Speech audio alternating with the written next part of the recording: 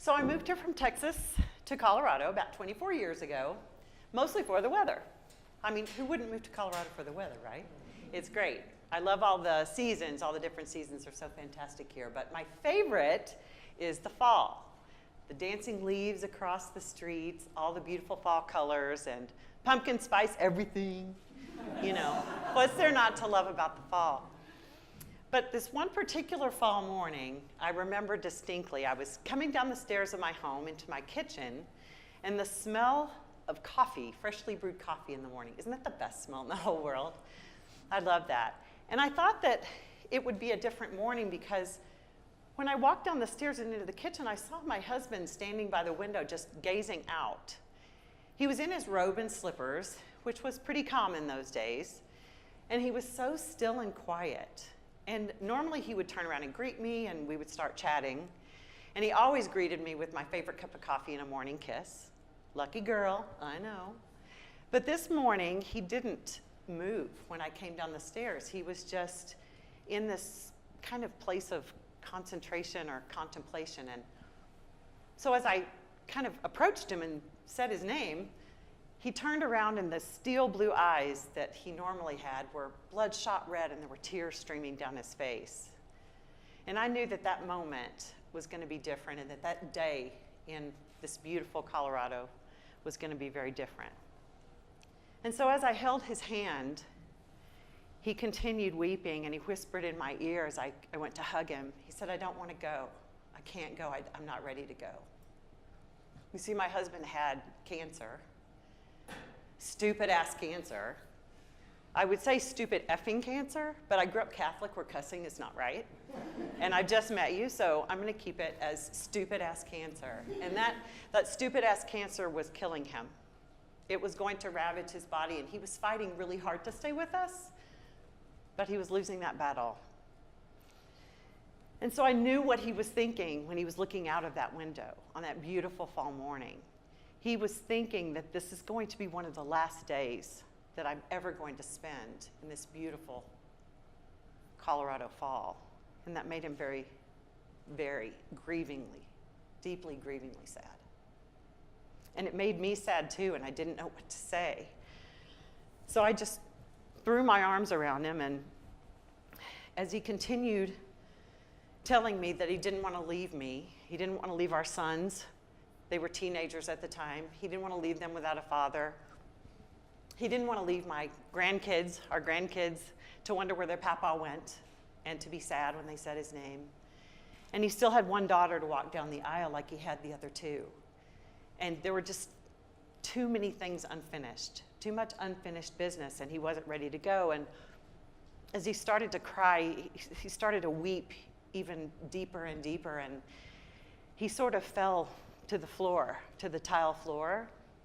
And he didn't fall down because he was weak or anything like that. He just sort of melted into the floor. And as he melted, I melted too, and we sat there, and we ended up facing each other like teenagers at a slumber party, kind of holding hands and talking. And he said, I'm afraid to go. I haven't been a good enough father, and I haven't been a good enough husband. And I'm not a very good son, and I haven't been a very good friend. And I'm not a good brother at all. I never talked to my sister. And all I could think of, all that was going through my mind was, number one, how desperately sad I was at this moment in my husband's facing his mortality. I had so much to say. My inner dialogue was screaming at me that I needed to share my secret with him. I needed to talk to him and tell my secret finally. My outer dialogue was silent. There were just no words. So he sat there crying, his face turning red, and I sat there crying, my face turning red, and all of a sudden I just took a deep breath and my soul purged. And I said, I don't want you to go either. We'd been together 34 years. Who wants their husband to die on them? Ever. But I also found this inner courage to say, you're going to such a beautiful place. You're going to such a blissfully beautiful place. It is calm and there's no sickness, and it is intensely fulfilling, and you feel accepted like you don't feel here on earth, and you're worthy and you're perfect, and everything about that place loves you, and you see the reflection of your perfection in this place. You finally see who you really are in this place. And he looked at me and he said, "Really? Am I really going to go there?" And I said, "Yes, you are." And he said, "How do you know?" And I said, "Because I've been there. I've been there."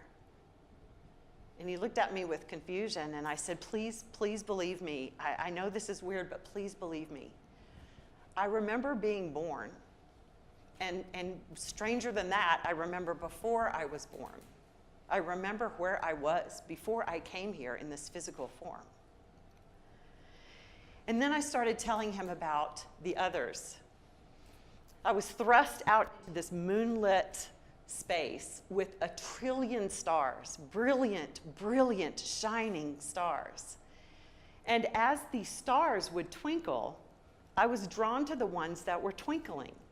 And as I was drawn to them, I was with them in this dance, in this beautiful swirling dance of souls. They were not stars at all, they were other people.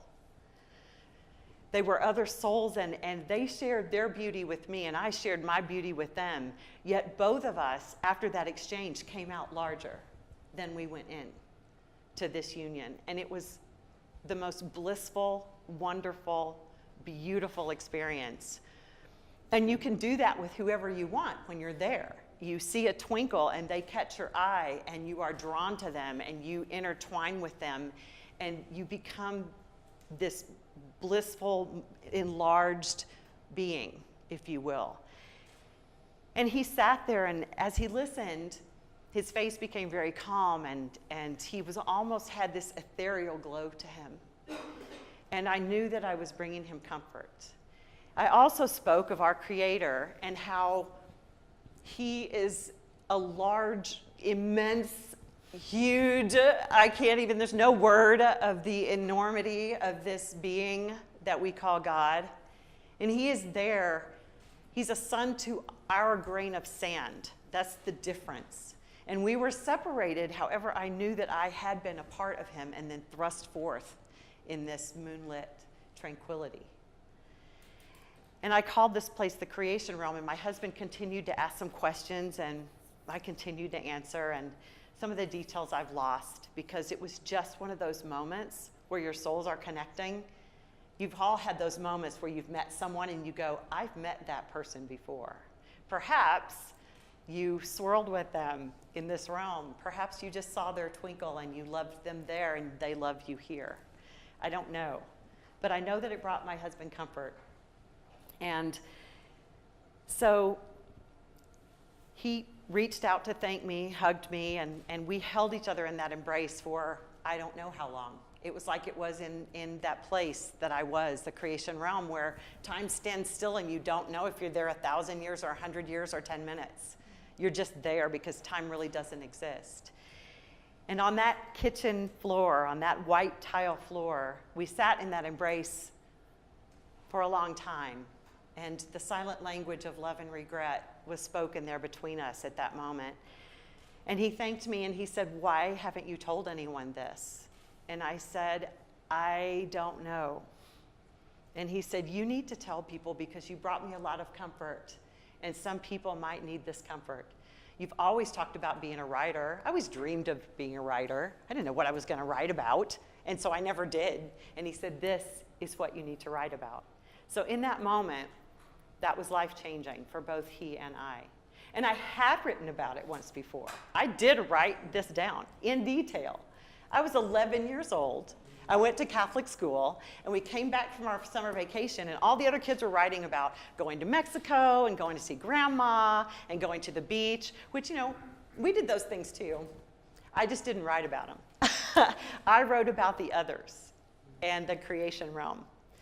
And I'd written this paper, and I remember Sister Nancy. She was my favorite. She had blazing red hair, gorgeous green eyes, and she rocked that habit like couture. She was a cool nun, a very cool nun. And I just loved her smile. She was brilliant. She was very friendly and brilliant. So she came and she put my paper down on my desk, and she had her hand over the grade. I knew there was a grade on it because I saw the red pen, but I didn't know what it was. And she looked me in the eye and she said, "Catherine, I'd like to see you after class." And I thought, well, shit. At that moment, I thought, what have I done? So she took her hand off the paper, walked to the front of the class. We continued our classroom discussion, and I saw that I'd gotten an A+, and it said fantastic. So I thought, well, she's not mad because of the paper, so maybe she saw me sneaking something out of the supplies room. I don't know. Could have happened. So anyhow, we did talk after class, and she asked me more details about my paper. She was fascinated by it. And she said, "This is your gift."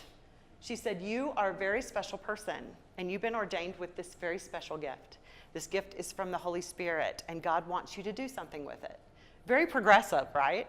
Because I'm old, girl. I got grandkids. This was the 70s, and she was very progressive to be speaking out like this, right?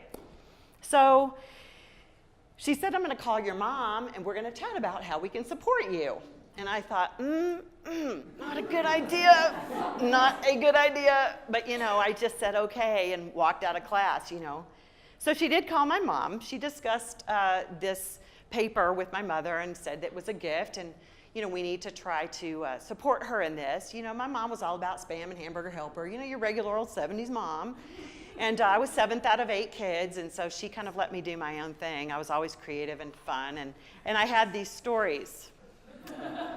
And so I didn't really hear the conversation. I can only imagine how it went, but I did hear the phone slam down. And I did hear her say, "Catherine, get in here."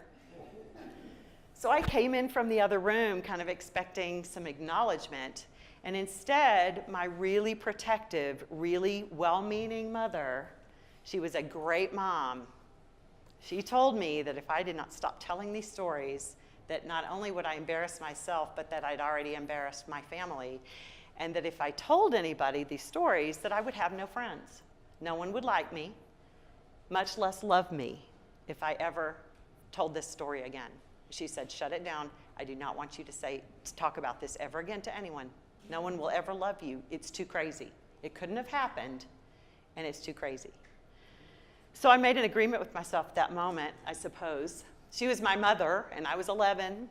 And, 11-year-old mothers, the mothers are all-knowing, right? Your mother knows everything when you're 11. So I did. I shut my mouth for 40 years until that white tile floor and that kitchen moment with my dying husband. And he encouraged me to write a book. My husband did die on November 19th, 2013 at 7:45 in the evening. And after he died, I had a lot of alone time. Cry fests, sob fests, lots of Netflix, too much wine. But I got to know myself. I played chicken with myself in the mirror more times than I'd ever really looked in the mirror at myself. And I really got to know who I was. And looking back in my life, I realized I'd had debilitating panic attacks, where I was having popping Xanax every 2 hours just to calm myself down.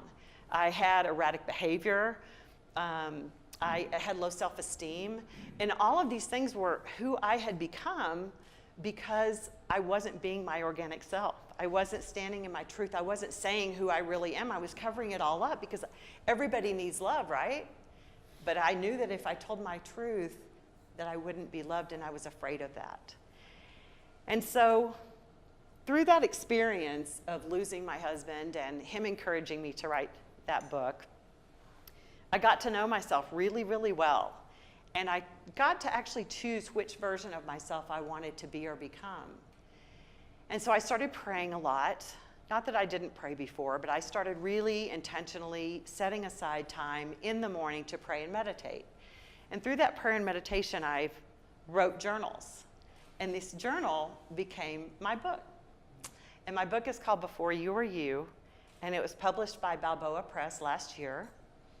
And I studied to be a life coach because I've always been a cheerleader. I was a cheerleader in high school. I'm kind of that cheerleader person. Go humans, go humans. And so being a life coach seemed a really good transition. I'd been a dance teacher for 30 years where I was encouraging young women to, step into their beauty and grace and not listen to what anybody says, because you're a beautiful dancer, so be quiet, it's not about competing. And so, going into that, I thought, what am I going to do with my life now that my husband's gone? I didn't know I could even live without him, much less be something else without him. So I wrote this book, and I have the most amazing and terribly handsome partner in life, my fiance, that's very, very supportive of me and my new version of myself. And stepping into that truth was the best thing that I've ever done for myself. 54 years was not a very long time for my husband to live, and I know people who have lost others who have been much younger. So I'm grateful for the 54 years that he had. I don't mean to insult anyone by saying that. But time is so precious, and we have such a short bit of it here. So what I always tell my clients, my life coaching clients, is it's my favorite power statement of all time. I refuse to limit myself because there are those who underestimate me and my potential. Because in that creation realm, I felt like unlimited potential. I could be or go or do anything I wanted to do. And the same is true here. Only the world's version of yourself kind of creeps up on you. And then all of a sudden, you're someone you never intended to be. So what I'd love you to take away from what I learned from this whole experience is that time is short. We don't have very much of it here. So don't wait to speak your truth. Speak it now, no matter what it is. No matter what it is. Don't waste one more second.